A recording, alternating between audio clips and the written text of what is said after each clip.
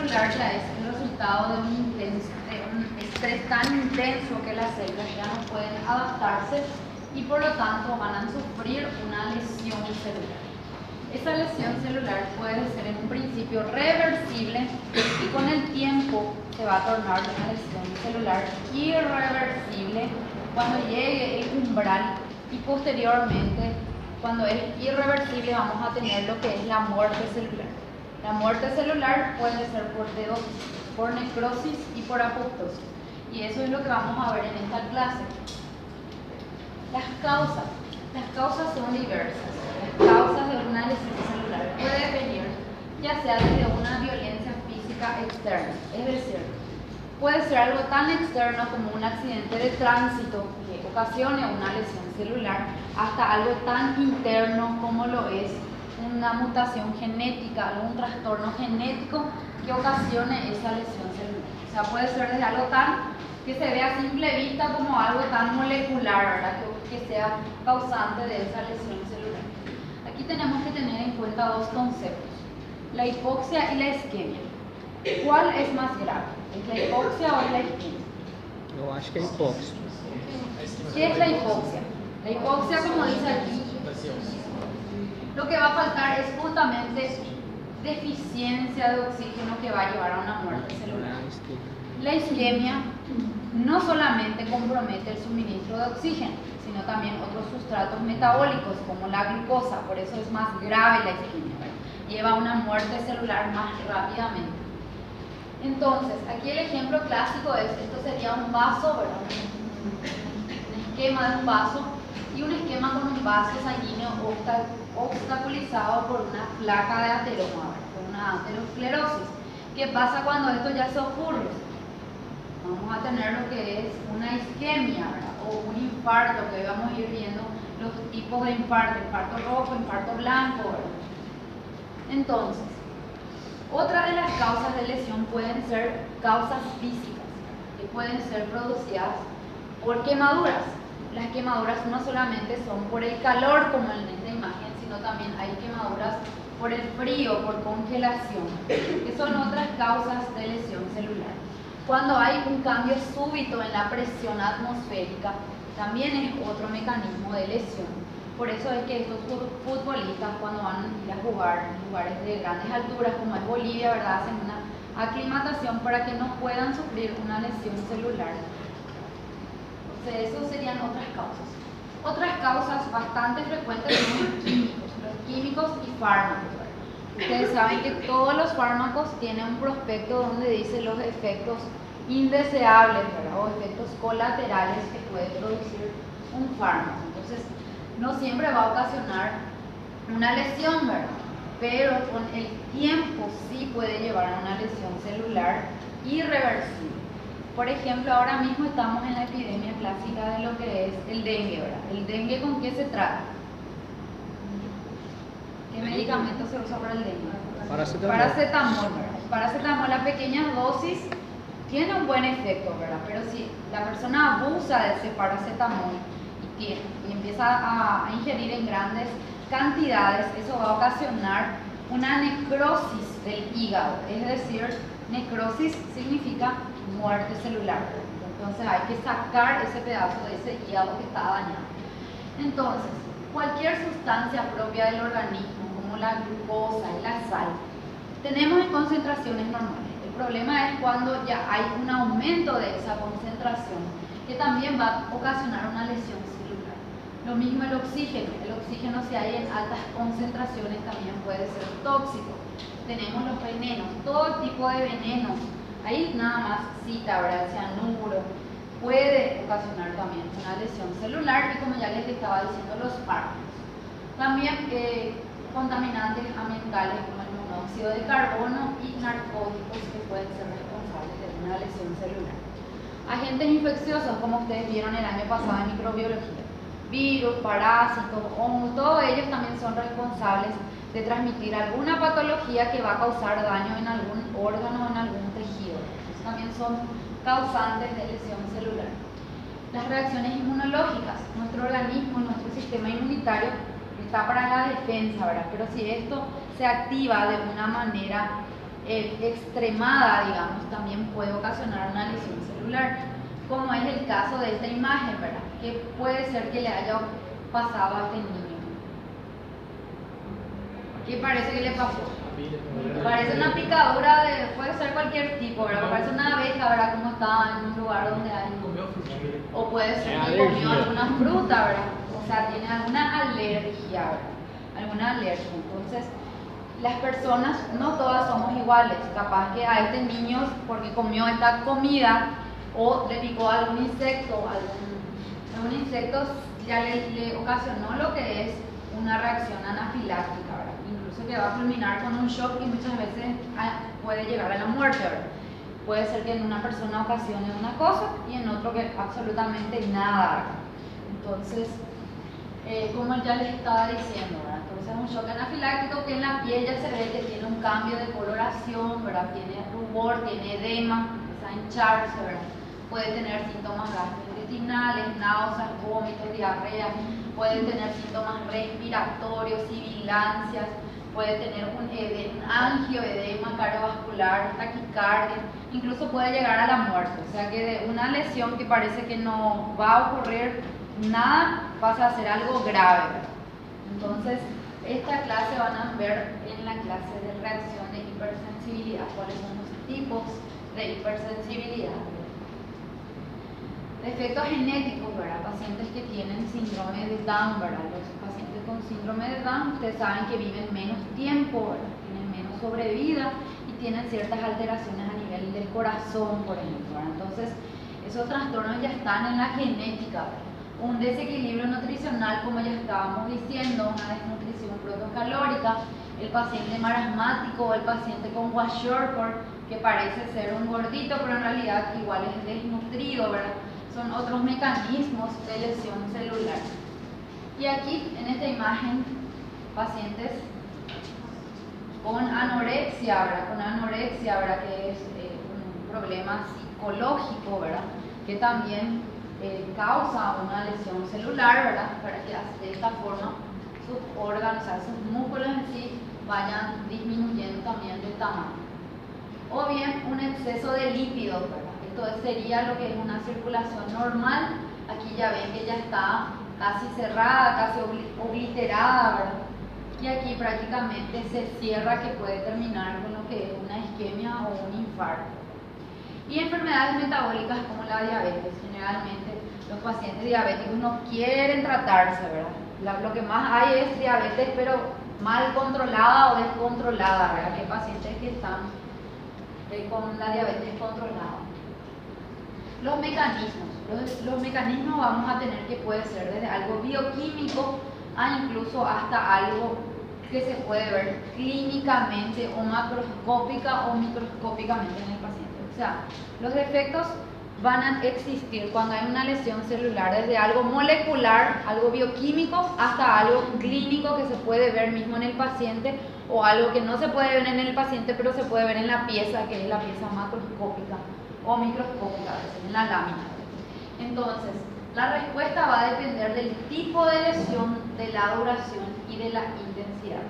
Como dice ahí, pequeñas dosis de una toxina en breves periodos de tiempo puede dar lugar a una lesión celular reversible, mientras que grandes dosis puede ocasionar incluso la muerte, ¿verdad? Y lo mismo, si es que se colocan a dos individuos, puede ser que en uno no haga ningún efecto, sin embargo en el otro puede ocasionar la muerte celular. Un ejemplo bastante común es la aplicación de la penicilina, ¿verdad? Nunca se aplicaron penicilina.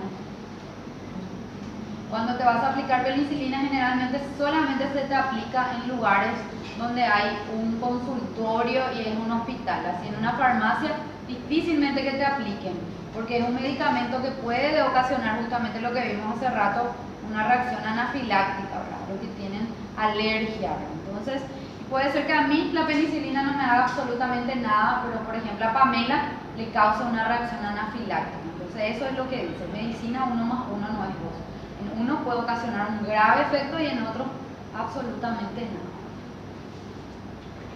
Entonces, esto es lo que ocurre a nivel molecular, a nivel bioquímico. Primeramente, aquí hay una imagen esquemática de una arteria, ¿verdad?, que está obstruida. que está obliterado. El primer paso para que haya una lesión es que se va a alterar la mitocondria de la célula. Cuando hay una isquemia, la mitocondria es la que empieza a alterarse. Todavía no es un daño grave, es como un daño leve, es una alteración en esa mitocondria. Al haber esa alteración en la mitocondria, va a llevar a lo que es una disminución de la fosforilación oxidativa y disminución del ATP. ¿Y qué pasa cuando ya no tenemos ATP? Va a haber un gran daño en todo el cuerpo clínicamente, ¿verdad? Esto es lo que ocurre a nivel molecular. Va a disminuir el ATP y va a ocurrir un daño en la membrana. Las bombas de sodio que están en la membrana, ¿se acuerdan ustedes que dieron en fisiología? Van a empezar a trabajar mal. Va a disminuir su actividad esa bomba de sodio. Entonces, ¿qué es lo que va a ocurrir? Va a haber un aumento de entrada de calcio, de sodio, y al sodio, ¿quién siempre le seguía? El agua, ¿verdad? El agua. Entonces, imagínense, hay ya un gran daño a nivel de las membranas. También va a aumentar la salida del potasio, ¿verdad? Y entonces lo que va a haber es un gran edema, una hinchazón de esa célula, de las células y de todas las organelas que están adentro. Bueno, entonces el organismo, como siempre, va a intentar de adaptarse, ¿verdad? Va a intentar de adaptarse, y ante esa disminución de ATP va a empezar a utilizar la glucólisis anaeróbica. Pero ¿qué va a pasar si ese daño continúa? Las reservas de ese glucógeno van a terminar, se van a agotar. Una vez que se agoten esas reservas de glucógeno, va a haber una acidosis, va a empezar a aumentar el ácido láctico. Y cuando hay esa acidosis, ¿qué es lo que va a ocurrir con el pH? Va a empezar a caer el pH. Y eso va a ir a dañar directamente al núcleo. Va a haber grumos de cromatina en el núcleo. Consecuentemente a eso, los ribosomas van a empezar a desprenderse, o sea, ya no se van a plegar las proteínas. Entonces, ¿qué es lo que va a ocurrir? Va a caer la síntesis proteica, va a disminuir la síntesis proteica. Entonces, toda esta cascada es lo que se ve a nivel molecular, a nivel bioquímico, cuando hay un daño. Un daño que en un principio es solo una alteración, se altera la mitocondria, se altera las membranas. Pero si eso no se revierte, ya va a haber un daño en la mitocondria y un daño en la membrana celular. Y ahí es cuando se dice que la célula realmente muere, cuando se daña la mitocondria y cuando se daña la membrana celular. Entonces, ante la falta de embrión sanguíneo, como estábamos viendo en una isquemia, no todos los órganos se adaptan de la misma forma. Por ejemplo, si colocamos en reposo la célula muscular de la pierna tras una falta de riego sanguíneo, o sea que no le llega sangre a esta pierna por 5 minutos, ¿qué va a pasar con esa pierna si en 5 minutos no le llega sangre? Pierde sensibilidad. Va a empezar a perder la sensibilidad, pero esa pierna no va a morir todavía. Pero ¿qué pasa con el corazón si le privamos de riego sanguíneo por 5 minutos? La persona va a morir. Entonces, ahí se dan cuenta de cómo los tejidos, algunos se adaptan más fácilmente y hay otros que no, ¿verdad? No lo es el corazón. Bueno, entonces volviendo a las mitocondrias.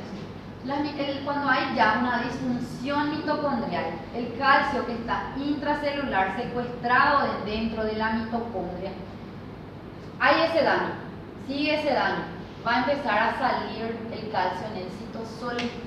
Consecuentemente a esa salida de calcio en el citosol va a empezar a activar unas cuantas enzimas, que son las lipasas, las fosfolipasas, las endonucleasas, las proteasas, y van a ir a atacar a cada una de esas células. Como vamos a ver.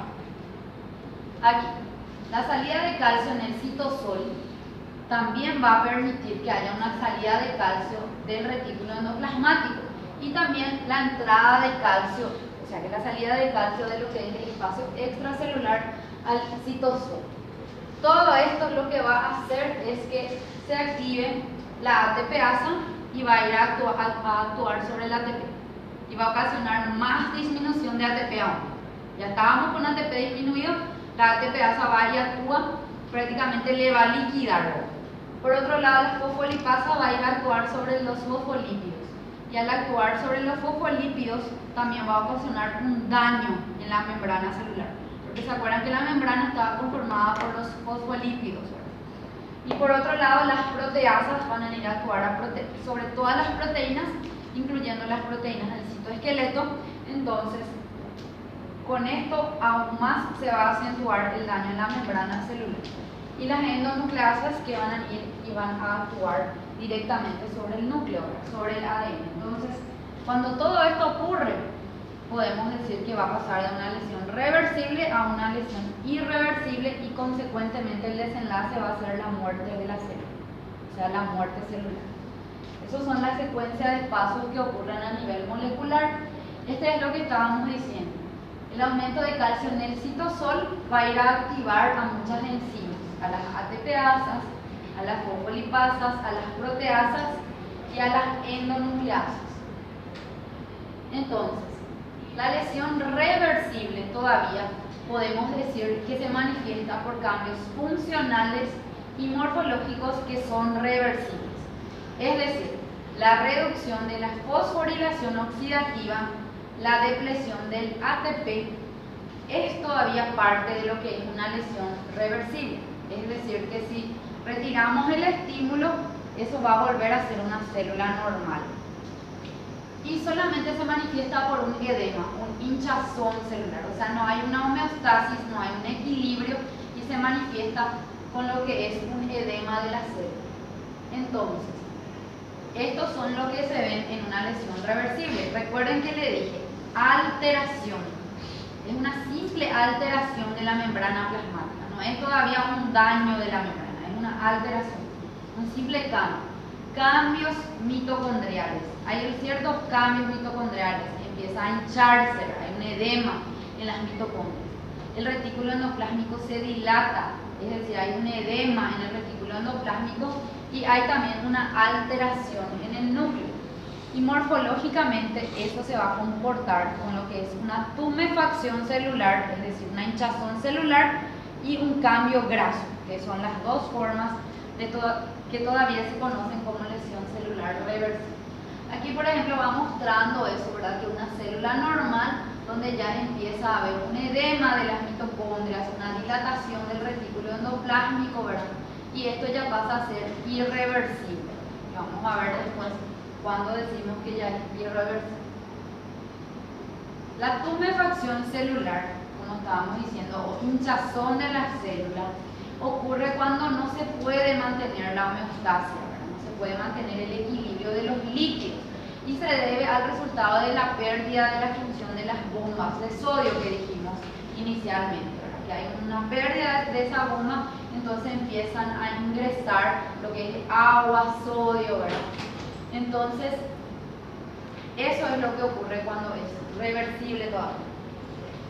Y se va a ver de esta forma. ¿Qué es lo que ustedes observan ahí? Observan que las están hinchadas, están edematizadas. Esto es todavía un cambio reversible. Y que se va a ver histológicamente de esta forma, ¿verdad? Se ve hinchada, se ve edematizada, ¿verdad? Esto es lo que se observa. Y el cambio graso es una lesión que se debe a una hipoxia o una lesión metabólica. Entonces, lo que va a ocurrir es la aparición de vacuolas lipídicas en el citoplasma y ocurre sobre todo en los hepatocitos y en las células cardíacas. Generalmente, este tipo de lesión se ve en esta enfermedad clásica que se conoce como hígado graso o esteatosis hepática, ¿verdad? Aquí nosotros vemos que el citoplasma de las células se llenaron de, ¿cómo se llamaban estas otras células? De tejido adiposo, adipocito, ¿verdad? Algunos hepatocitos normales se ven, pero prácticamente este parénquima hepático es reemplazado por células adiposas, o sea, por tejido adiposo, por acúmulo de grasa en el citoplasma de estos hepatocitos. Entonces, ¿cuáles son las situaciones que nos pueden llevar a una esteatosis hepática o hígado graso? ¿Exceso de? No, precisamente carbohidratos. Gordura, lipídio. Exceso de lípido, ¿verdad? Una alimentación rica en grasa, la diabetes misma también puede llevar, la obesidad y el consumo de alcohol, ¿verdad? El famoso, ¿saben lo que consumen mucha cerveza, ¿verdad? Que tienen la famosa panza del cervecero, ¿verdad? Entonces es por el hígado graso, ¿verdad?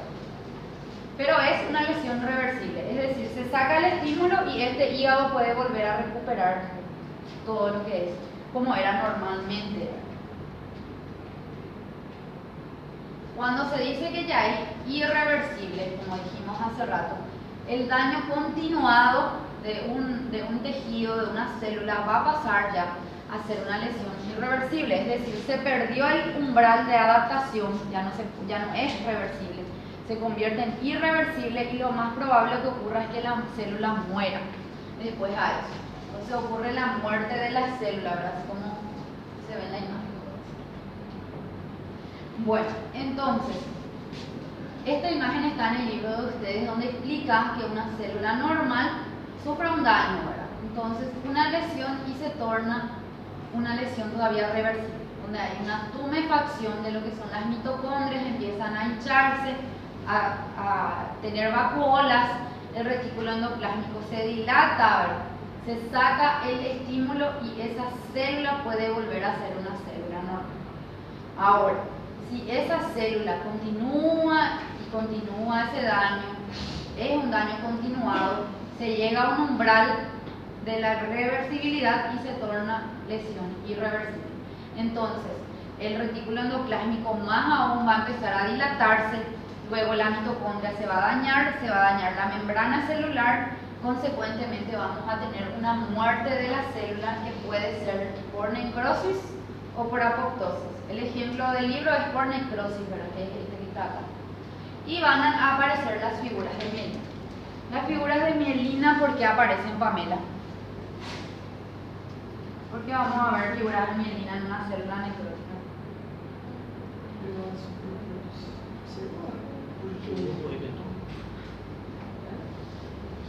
¿Se acuerdan que la membrana estaba formada por fosfolípidos? ¿Verdad? Y ahí tenemos la esfingomielina. Entonces la membrana se daña y se pueden ver figuras de mielina. Por eso es que se ve. ¿Lo da para repetir de nuevo? Sí, yo le pregunté a Pamela por qué vamos a ver figuras de mielina en una célula necrótica. Y la respuesta es porque la membrana está conformada por fosfolípidos. Los fosfolípidos tienen la esfingomielina. Entonces por eso es que se ve, pero se ve más bien a nivel de microscopio electrónico. El microscopio óptico no se va a ver. Bueno, como ya estábamos diciendo, cuando la lesión persiste y se traspasa el umbral de adaptación, tenemos lo que es una lesión ya irreversible. Entonces, se va a asociar con ya, como dice aquí, un gran daño en las membranas celulares. Ahí ya no es solo una alteración de la membrana, ya es un gran daño de la membrana. Aparte, los lisosomas van a empezar a hincharse y luego van a empezar a liberar sus contenidos. Y las mitocondrias se vacuolizan y posteriormente también se van a dañar, ya va a ser un daño irreversible. Entonces, la célula que es irreversiblemente lesionada puede morir por necrosis o por apoptosis. La morfología de la necrosis es, en primer lugar, la eosinofilia aumentada. La eosinofilia aumentada es algo muy característico de las células necróticas. Se debe a la desnaturalización de las proteínas. Entonces, la célula necrótica se va a ver de color rosado en HIE, porque ¿se acuerdan la primera clase de histología donde hablábamos de eosinófilo es rosado, basófilo es lila? Entonces, la eosinofilia va a empezar a aumentar. Van a aparecer las figuras de mielina, por lo que les expliqué, y van a haber cambios nucleares cuando es una célula necrótica. Los cambios nucleares pueden ser de tres tipos. Puede haber una cariolisis, que es la basofilia empieza a desvanecerse. Es decir, la basofilia se va a desvanecer porque la eosinofilia aumenta, ¿verdad? Se va a ver por eso más rosado y menos lila en términos comunes. Pignosis, el núcleo empieza a encogerse. Y Luego va a sufrir lo que se llama cariorexis, que es los núcleos pignóticos empiezan a fragmentarse, a verse en varios fragmentos. Eso es lo que ocurre en una necrosis. Entonces, la primera imagen es cariolisis, ¿verdad? Donde la vasofilia empieza a desvanecerse. Después pignosis, el núcleo se achica y cariorexis se fragmenta. Eso es lo que, esto sería una cariolisis, esto sería una pignosis y esto sería una cariorexis, cuando se fragmenta. Entonces, la célula que es irreversiblemente lesionada va a sufrir dos tipos de muerte, que puede ser por necrosis o puede ser por apoptosis. Los dos van a diferir en los mecanismos, ya sea en los papeles que van a cumplir, porque una siempre es patológica y la otra puede ser fisiológica o patológica, van a diferir en la morfología y en los mecanismos por qué ocurren. Ahora vamos a ir viendo cada uno de ellos. Cuando el daño es intenso y lo que ocurre es que las enzimas lisosomales van y penetran en el citoplasma y digieren a las células, tenemos lo que es la necrosis. Ahora, los estímulos que van y dañan directamente el DNA induce otro tipo de muerte celular que es por apoptosis. Y ahora vamos a ir viendo cada uno de ellos. Aquí dice sin pérdida de la integridad de la membrana. Vamos a ver que la apoptosis, la membrana está intacta, en cambio en la necrosis la membrana está rota, ¿verdad? Por eso aquí se ve las figuras de mielina. Bueno, entonces mientras la necrosis es un proceso patológico siempre, la apoptosis puede verse en situaciones patológicas y también en situaciones fisiológicas. Bueno, entonces como ya les dije hace rato, cuando decimos que la célula realmente va a morir, y decimos que la célula realmente muere cuando hay una disfunción mitocondrial, porque una vez que hay una disfunción mitocondrial va a haber una pérdida o falta de fosforilación oxidativa y producción del ATP, y por otro lado cuando hay intensos trastornos en la membrana, o sea, cuando hay daño en la membrana y daño en la mitocondria es que la célula realmente muere. Bueno, el mecanismo de digestión enzimática puede ser por autólisis. Autólisis son lisosomas propios de la célula que van a empezar a digerir a la célula. O pueden ser por heterólisis, que son lisosomas de otras células, de otros leucocitos inmigrantes que llegan hasta ese proceso necrótico. ¿Por qué? Porque cuando hay una necrosis, generalmente en un rato ya llegan las células de la defensa, las células inflamatorias. Esas células inflamatorias también tienen sus lisosomas que también van a contribuir más aún para digerir a esas células. Bueno, y lo que ocurre posteriormente es una coagulación, que es la desnaturalización de las proteínas celulares. Entonces, los tipos de necrosis pueden ser coagulativa hemorrágica y coagulativa isquémica. Puede ser colicoactiva o licuefactiva, que es lo mismo. Puede ser la necrosis caseosa, puede ser la necrosis grasa.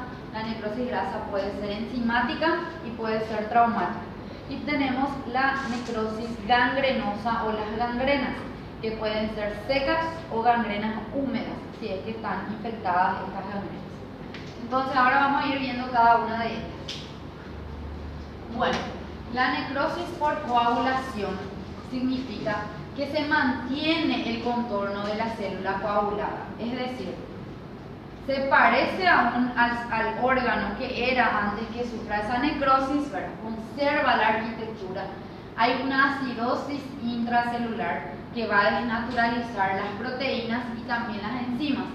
Y entonces vamos a ver, como les dije, de un color bastante rosado o eosinógeno. Entonces, esto es uno de los órganos donde hay lo que se llama necrosis coagulativa hemorrágica o infarto rojo, se le llama a esto. ¿Dónde estamos aquí? Intestino delgado. Fíjense aquí cómo es que se ve la zona infartada. Se ve realmente hemorrágico. Hemorrágico porque estamos hablando de una necrosis coagulativa hemorrágica. La necrosis coagulativa hemorrágica ocurre en órganos con doble circulación, ¿verdad? Que tienen dos circulaciones. Un ejemplo de ello es el intestino. Dijimos que se mantiene el contorno de la célula. Bueno, esto es un intestino normal. ¿Qué parte es? Duodeno, yeyuno, ilio. Repasando histología de nuevo. Se ven las glándulas de Brunner, ¿verdad? Entonces estamos hablando de duodeno, ¿verdad? ¿Ven cómo se ven las vellosidades aquí? Bien largas, alargadas. Eso es lo normal. Ahora, esto es un intestino infartado, ¿verdad? Se siguen viendo las vellosidades, ¿verdad? O sea, conserva la arquitectura, como dijimos que ocurre en una necrosis coagulativa. Pero está como una vellosidad fantasma, ¿verdad? Parece como un fantasma porque ya no se ven, las células están como voladas, ¿verdad? Están fragmentadas y sí se ve esto. ¿Qué es esto que hay tanto adentro? Sangre, ¿verdad? Hemorragia, eritrocitos. Entonces es una necrosis coagulativa de tipo hemorrágica o infarto rojo. Entonces, ¿cuáles son los órganos donde ocurre infarto rojo? Si son en órganos con doble circulación. Intestino, hígado, riñones, pulmón, sí. riñones, Riñón no sufre infarto blanco. Órganos con doble circulación, repasando anatomía. Ovario y testículo. Esos son los órganos donde ocurre infarto rojo. Órganos que tienen una doble circulación. Ovario, testículo, pulmón, hígado e intestino, que son los órganos donde ocurre infarto rojo. La necrosis coagulativa también puede ser de tipo isquémica o anémica, donde se le llama infarto blanco, ¿verdad? Donde ocurre infarto en cuña, en punta. Esto generalmente ocurre en órganos con circulación terminal. Y tres son los órganos donde ocurre infarto blanco. ¿Cuáles son? Uno recién ya dijeron. Riñón, que es este, es un riñón. Después, vaso. Y hay un órgano muy importante que se están olvidando. Hígado es rojo. Corazón. Corazón es el que donde ocurre el infarto blanco. Bueno, entonces dijimos que cuando había una necrosis, esto parece todavía un riñón, ¿verdad? Pero parece como un riñón fantasma, como les dije, ¿verdad? Si ustedes se fijan aquí, se ve un color bastante claro, ¿verdad? Bastante claro, porque dijimos que cuando había una necrosis, la basofilia se desvanece y la